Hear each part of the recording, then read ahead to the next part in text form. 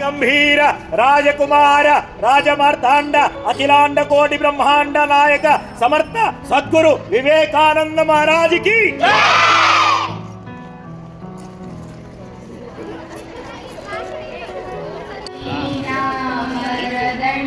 मंडितकरा या श्वेत पद्मासना.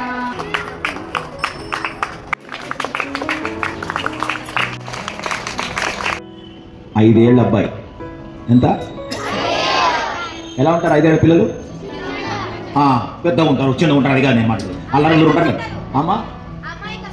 అమాయకంగా ఉంటారు, ఇంకా అల్లరి చేస్తూ ఉంటారు. Yes or no? అలా అల్లరి చేస్తూ ఉన్నాడు పిల్లాడు.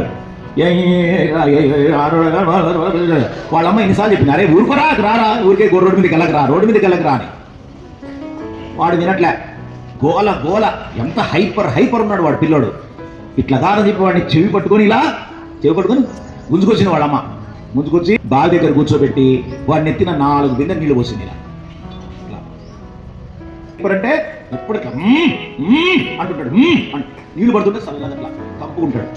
ఆ పిల్లాడు ఆ నీళ్లు పడేసే వేళకి బిందెల నీళ్లు గుమ్మరించే వేళకి అలా స్తబ్దుగా మారిపోయాడు. అలా కూర్చుండిపోయేవాడు.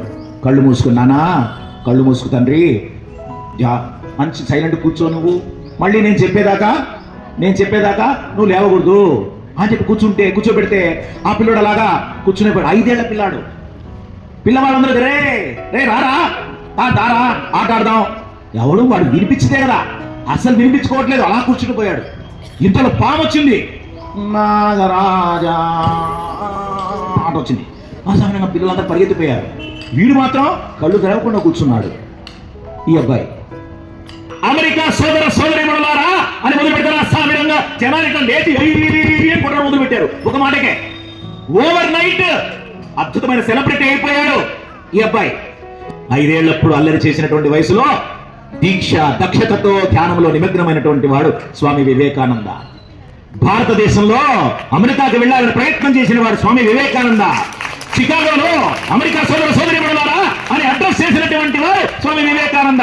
163 ఏళ్ల తర్వాత కూడా స్వామి వివేకానంద చేసిన శంకారం ఆసియా ఖండ జ్యోతిగా మారి ఆధ్యాత్మ జ్యోతులు వెలిగించినటువంటి మహానుభావుడు స్వామి వివేకానంద. వాళ్ళ నిల్చుండే చాలే, చూస్తే చాలు అద్భుతమైన స్ఫూర్తి, అద్భుతమైన శక్తి, అద్భుతమైన వ్యక్తిత్వం మనలో ప్రభావిస్తుంది. పిల్లలు ఈరోజు వారిని తలుచుకోవడం అంటే ఏంటో తెలుసా? ఒక్కొక్కరు ఒక్క స్వామి వివేకానందుడు ఇలా కావాలి.